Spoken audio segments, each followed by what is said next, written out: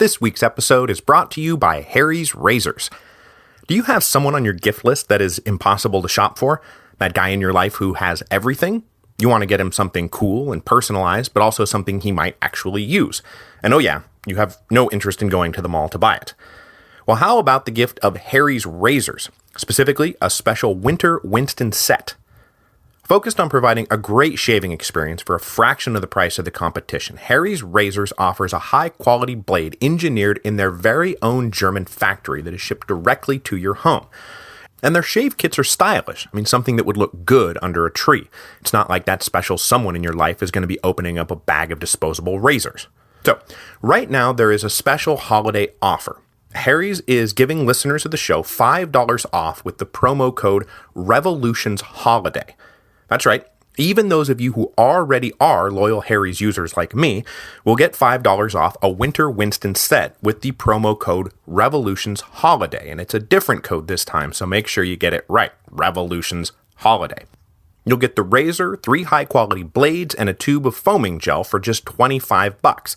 I've been using their stuff for months now, and I haven't looked back. The blades are sharp, the razor design is clean, and they've got a new foaming shave gel that suits me perfectly. There's no cuts, no irritation. It's great. I love it. So go to harrys.com now, and they'll give all listeners of the show $5 off a Winter Winston set with the code REVOLUTIONSHOLIDAY. That's HARRYS.com,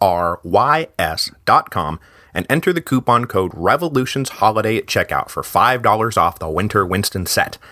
Harry's, a shave good enough to gift.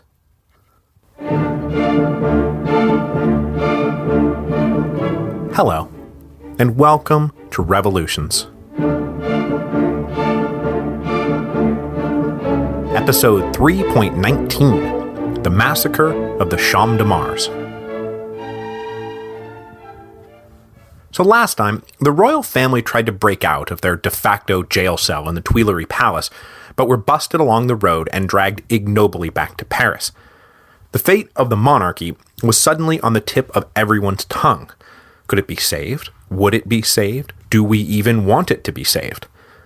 Now locked up in an even tighter de facto jail cell, the king and his family could only sit and wait and wonder what the verdict would be. And in those first weeks after the flight to Varennes, it was not at all inconceivable that those same mobs that had stormed the Bastille, marched on Versailles, halted the trip to Saint-Cloud, might finally shrug off whatever restraints had bound them and come looking for blood. But this nightmare specter did not just haunt the dreams of the royal family, if and when they managed any sleep. It also haunted the dreams of the respectable political center of the revolution, the liberal nobles, constitutional monarchists, civic-minded bourgeoisie who currently held sway in the National Assembly and in the government of the Paris Commune. For over a year now, these guys had been working to erect this enlightened constitutional monarchy, and now the king's disastrous escape attempt was threatening to tear out the rock the new order was supposed to be built on. If they were going to salvage the situation, they're going to have to scramble fast to clamp down on any angry populist uprisings. Now, as I mentioned when I was talking about the last days of Mirabeau, the revolutionaries were starting to drift into two camps. Those who mostly feared an aristocratic-led counter-revolution, and those who mostly feared lower-class-led anarchy. Today, we're going to talk about what the men in that latter camp did to protect themselves from the unwashed masses who threatened the civilized and enlightened new regime. We'll also talk about the response of the leaders of those unwashed masses, and how they now identified their primary political enemies not as the royal family or aristocratic émigrés, but rather that little clique of culotte-wearing active citizens who had hijacked the revolution for their own purposes, arrested its development, and were now running it for their own benefit and no one else's. In the months and now years since the storming of the Bastille, these pseudo-revolutionaries running the National Assembly and the Paris Commune had been steadily erecting a wall to protect their new regime from attacks by the far-left radicals. And indeed, the coming massacre of the Champ de Mars has far more to do with this running conflict than the flight to Varennes itself. The king's escape attempt was the final trigger that set the fatal showdown in motion, but the tinder was already well stacked. At the heart of the conflict between the respectable bourgeoisie revolutionary politicians and the rabble-rousing populist leaders was the conduct of the Paris Commune's new government. Recall that in the aftermath of the fall of the Bastille, the Paris electors, all educated men of property, had declared themselves in charge of the capital. They elected the eminent astronomer Jean-Sylvain Bailly as mayor and put the Marquis de Lafayette in charge of leading what would become the National Guard. From almost the minute he had been put into office, Bailly had been consolidating his power within Paris at the expense of the radical populists. The government of the Paris Commune under Bailly was elected by and run by men of active citizen rank who were terrified of the uncouth mobs, and so, by their own local decrees, and then working in concert with allies in the National Assembly, they did what they could to neutralize the masses. We've already seen how they tried to suppress the radical Cordeliers district by literally redrawing the map of Paris. Well, in the spring of 1791, this suppression picked up steam. Collective petitioning was suddenly forbidden, and then a few weeks later, the National Assembly passed a far-reaching ban on worker associations and declared labor strikes illegal. Now, this was perfectly in keeping with the typical active citizen's belief that individual liberty was at the very core of civic virtue. But still, to the leaders of the lower classes in Paris, the thrust of all this was clear. Bailly and his fancy-pants goons were trying to silence the people forever, and simply replace the old aristocracy of traditional nobility with a new aristocracy of wealthy bourgeoisie.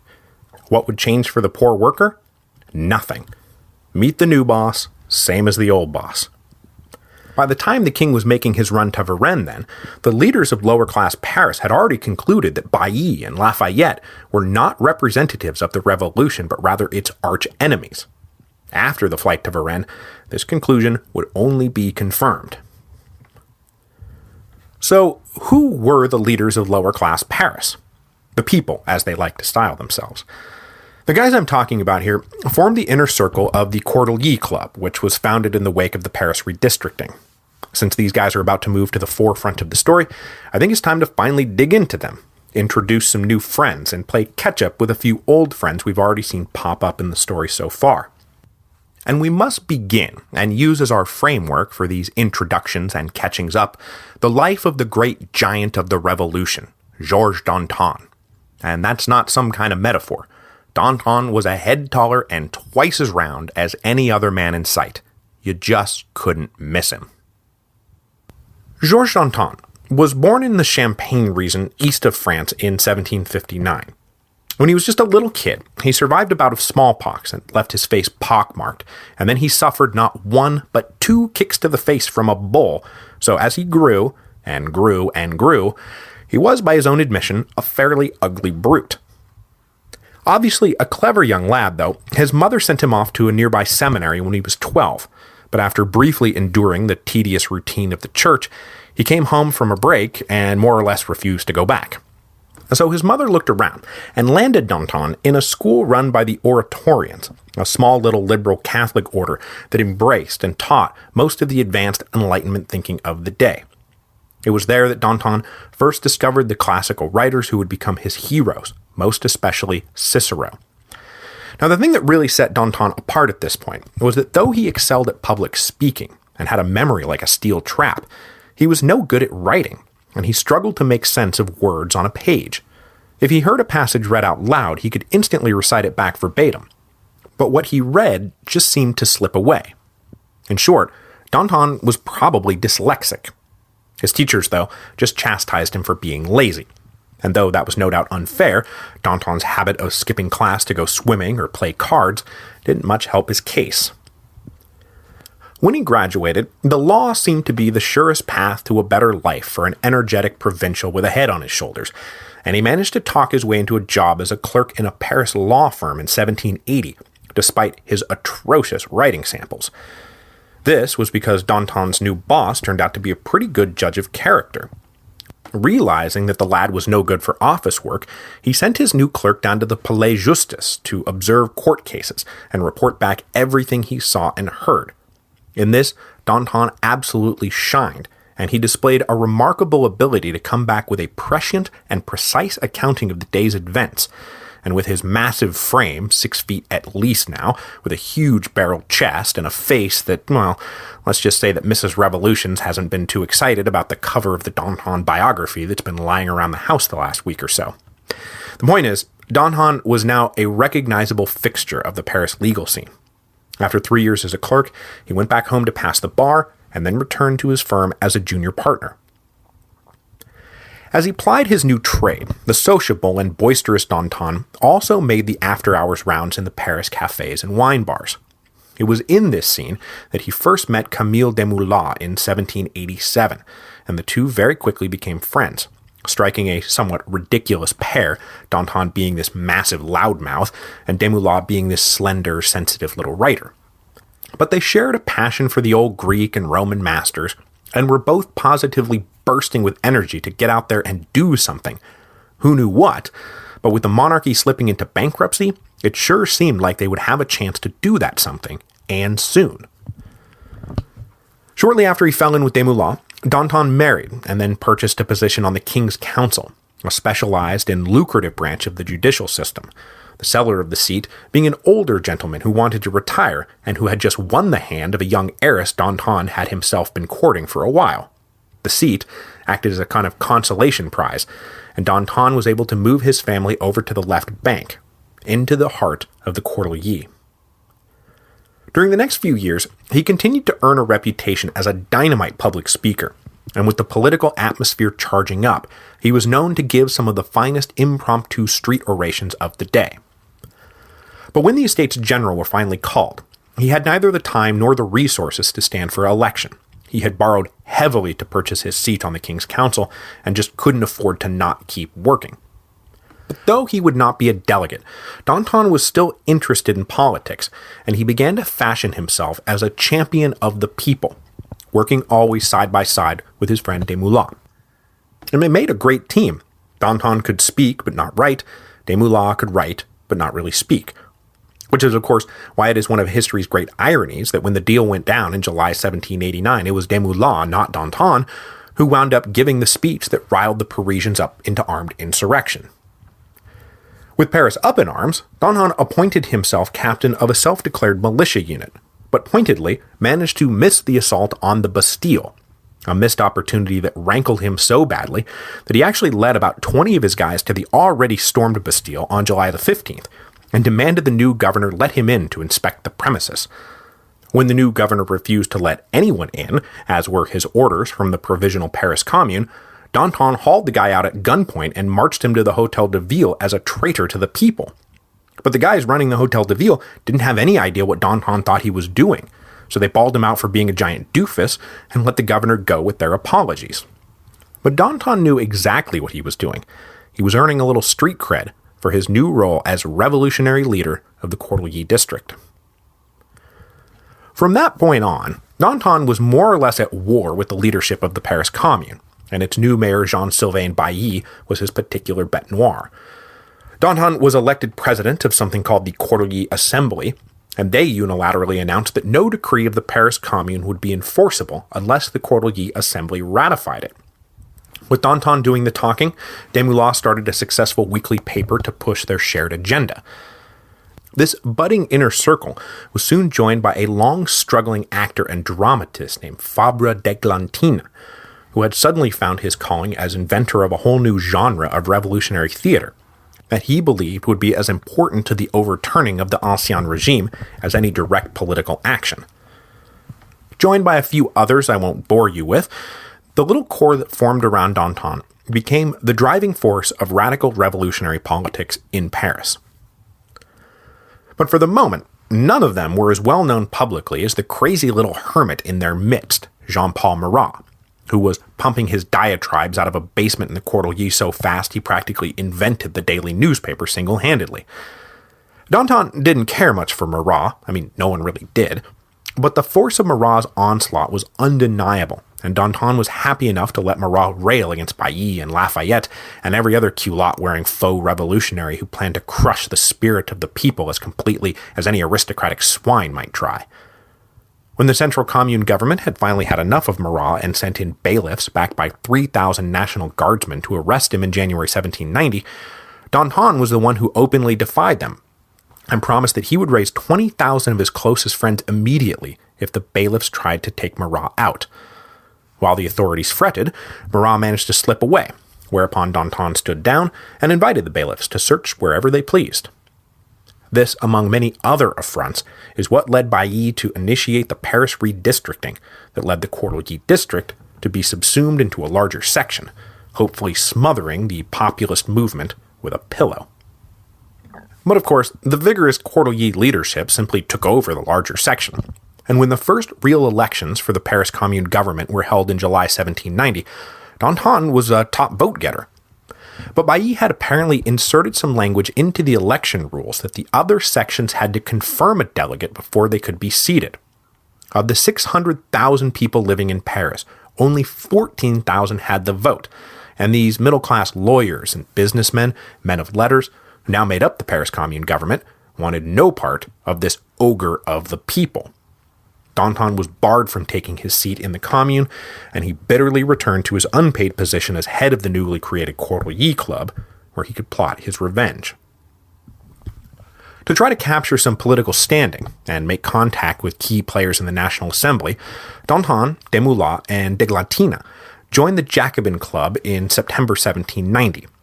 One of the leading members of the Jacobins was, of course, Desmoulins' old friend from school, Maximilien Robespierre. Now, Danton had met Robespierre before, and did not like the humorless little lawyer from Arras who drank milk when everyone else drank wine, but there was no doubt that his politics were sound, and his drive unrelenting. In January 1791, Danton was finally elected to an official position when he got himself a seat on the governing board of the newly created Department of Paris, which was supposed to be above the Paris Commune, but in all practical sense, the Paris Commune was still independent. So though the position came with little real power, it was nice to have a salary finally to help underwrite his revolutionary expenses. Around this time, he also started up a working relationship with the Comte de Mirabeau, who resembled Danton so much in style and in manner, and especially in frame, and Danton absolutely admired and envied the public stature Mirabeau had built up for himself. But of course, Mirabeau died before the budding partnership went anywhere. So that pretty much catches us up with everything that went down last week. And one last thing I need to mention is that through all of this, Danton was at heart a monarchist. To be anything else in that time and at that place was to indulge in unrealistic flights of fancy. And it was in fact one of the few political disagreements he had with Desmoulins, who had been long advocating out-and-out Republican principles. Now obviously Danton's vision for the monarchy included its benevolent protection of the lower classes, but until mid-1791 he never would have considered himself a Republican. But as the rumors that the king was planning to escape began to swirl, Danton began to doubt whether Louis could ever be trusted to play things straight, and he was among the organizers of the mob that stopped the royal family from trying to go to Saint-Cloud for Holy Week. Though, in the aftermath of that confrontation, he reserved most of his wrath for Lafayette, who, he told the Jacobin Club later that evening, had been dying to fire into the crowd and was only stopped when the guardsmen refused the order. So, Danton was teetering on a political brink when he woke up on the morning of June the 21st, 1791, and was told that the king had run off. The flight to Varennes pushed Danton over the brink and gave him a whole new purpose. Until now, he had been something of a revolutionary opportunist, using his charismatic persona to lead the people, without really ever leading them anywhere. Now he had somewhere to lead them. France must be a republic. In response to the flight to Varennes, Danton quickly commissioned a petition from the Courtelly Club, declaring monarchy and liberty incompatible. This was, of course, an inflammatory message, and doubly so because the medium itself was inflammatory, ignoring as it did the recent ban on mass petitioning, and activists circulating the petition were harassed by National Guardsmen. And I need to talk about those guardsmen here for a second, because though I've highlighted the two big times the National Guard openly defied orders to move in against an angry crowd, that is, during the Women's March on Versailles, and then when the royal family tried to go to Saint-Cloud, that doesn't mean they saw eye to eye with the people, just that there were sometimes lines they wouldn't cross. Remember, by now, not just officers, but all rank-and-file members of the Guard were of active citizen rank. They all had money, they had the vote, and they did not really identify much with all these dirty lowlifes. The Parisian National Guard actually spent most of their time policing the streets of Paris, arresting and locking up radical agitators for disturbing the peace or whatever other charges they felt like coming up with. So, despite the couple of dramatic moments of insubordination, the National Guard was, in the main, loyal to the government of the Paris Commune. Those 3,000 guardsmen didn't seem to have much problem marching down to try and arrest Marat, for example. So all through this period, clashes between mouthy laborers on one side and haughty guardsmen on the other became fairly routine. These clashes started picking up over the spring of 1791 as the Paris Commune unveiled its new restrictions on mass mobilization, and then really started picking up after the king ran off, and republicanism started spreading like wildfire in late June and early July 1791.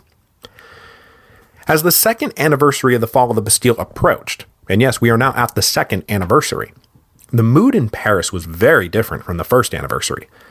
A second feast of the Federation was still planned, but it was on a considerably lower scale. The altar of the fatherland was re-erected, but there would be no glittering parades or solemn oaths or mass demonstrations of national solidarity. There was just too much bad blood going around for everyone to want to get down and party with men they neither liked nor trusted. Unfortunately for those of us who like to tell a good story, Danton and his friends in the Cordeliers did not use the anniversary of the fall of the Bastille to launch a mass demonstration in favor of kicking Louis out of power. That would have been just too neat and tidy. Now, part of the reason for that is that by the time July the 14th came around, no one yet knew what the National Assembly had decided to do with the king. The leadership of the Cordeliers had made it clear they wanted a republic, but even the radicals in the Jacobin Club weren't ready to bite at that apple quite yet. When Danton thundered a call for a republic in the Jacobins one night, no less a radical than Robespierre silenced him with a curt, "What is a republic?" Translation, there's no such thing. We can put the king in a tiny, powerless box, but he cannot simply be gotten rid of. Not only would it be constitutionally unworkable, but it would probably invite all the monarchs of Europe to simultaneously invade. So it was not until July the 15th, probably intentionally waiting for the anniversary of the fall of the Bastille to come and go, that the National Assembly announced the result of its weeks of negotiations with the king. They officially concluded that Louis had not tried to escape, but had in fact been abducted, digging in on that transparent fiction that everyone knew was a transparent fiction. Further, they also declared that the king would still be the center of the Constitution, inviolable, personally sacrosanct. There would be no republic. But that said, his provisional suspension from political activity would continue until the delegates finally put the finishing touches on what will become known as the Constitution of 1791, which we're going to talk about next week. If Louis accepted the package without reservation, addendum, or amendment, all powers they had agreed to vest in him, and those powers were not purely ceremonial, would be his. All of this, of course, enraged Danton, Desmoulins, Marat, and the rest of the Cordeliers agitators. The fact that the king wouldn't have to answer for his obvious attempt to slip out of France and probably then come back at the head of a foreign army to attack his own people was an utterly contemptuous settlement, and that the Constitution was going to entrench the distinction between active and passive citizens, permanently disenfranchising the mass majority of the French people so that men like Bailly and Lafayette, who now cared only about maintaining the status quo, could rule their little bourgeois kingdom as they saw fit, arresting honest workers whose only crime was exercising their right to free speech by criticizing the Paris Commune or telling the truth like the king had not been abducted, he had run for it. It was time for a mass demonstration to remind the Paris Commune and the National Assembly that just because they wanted to pretend like 500,000 Parisians just didn't exist, it didn't mean 500,000 Parisians didn't exist. On the night of July the 16th, it started going around that there was going to be a mass demonstration calling for the removal of Louis from power the next day at the Champ de Mars. This put the Paris Commune government on high alert, and Bailly agreed with Lafayette that the time had come to declare martial law. So when crowds started to gather at the Champ de Mars the late morning of July the 17th, 1791, Lafayette and his guardsmen came down in a show of force, intimidating the mob and driving them off. But that would not be the end of that.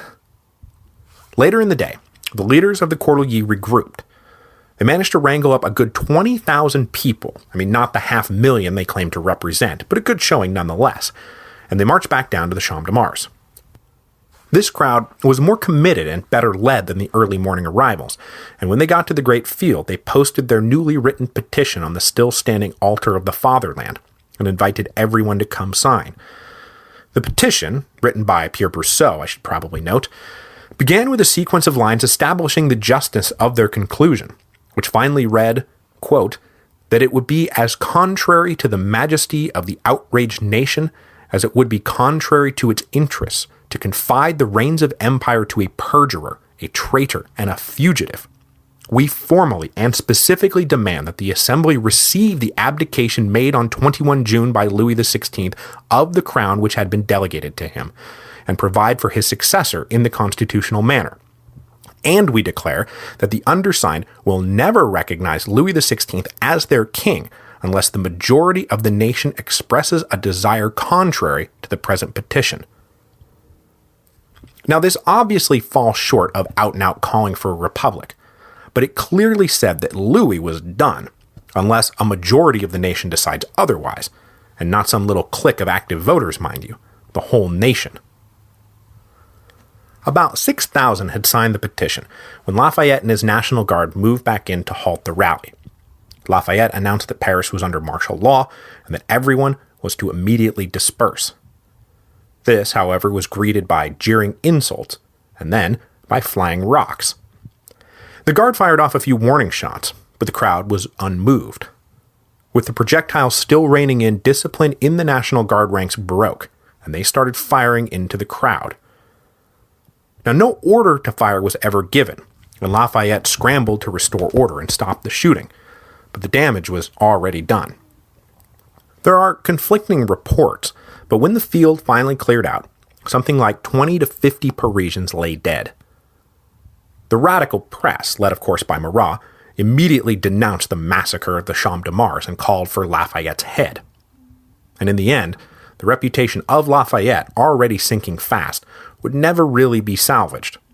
And when Jean-Sylvain Bailly was hauled out of retirement and led to the guillotine in November of 1793, it would be for his role in ordering the massacre that he was convicted. They even moved the guillotine to the Champ de Mars so they could kill him on the spot where he had allegedly betrayed the revolution. For the moment, however, it was the radical leaders who had the most to fear, and the inner circle of the Cordeliers Club dispersed and agreed to keep their heads down for a little bit. Danton, for example, thought this might be a fine time to go visit England for a little bit, and he managed to slip away before the authorities could catch up with him. The other immediate effect of the massacre was to tear the Jacobin Club in two, and next week, that little engine of the revolution will once again bear the brunt of a mass walkout, as those truly committed to the monarchy will decide that they had to sever all ties to their more radical colleagues, who seemed to be coming around to the idea that monarchy and liberty were in fact incompatible.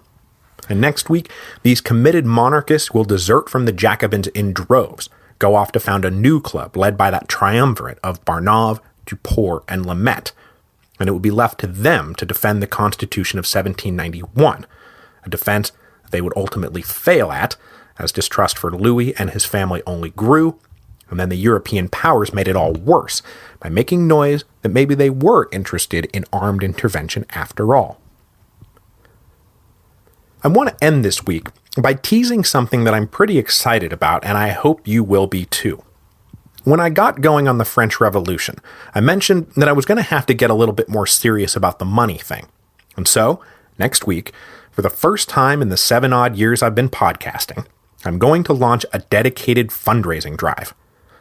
To drive this drive, I also, for the first time in the 7-odd years I've been podcasting, finally have some merchandise to offer as a little reward for your support. That Gentleman Johnny's Party Train t-shirt? It exists, and for a limited time, you will be able to buy it.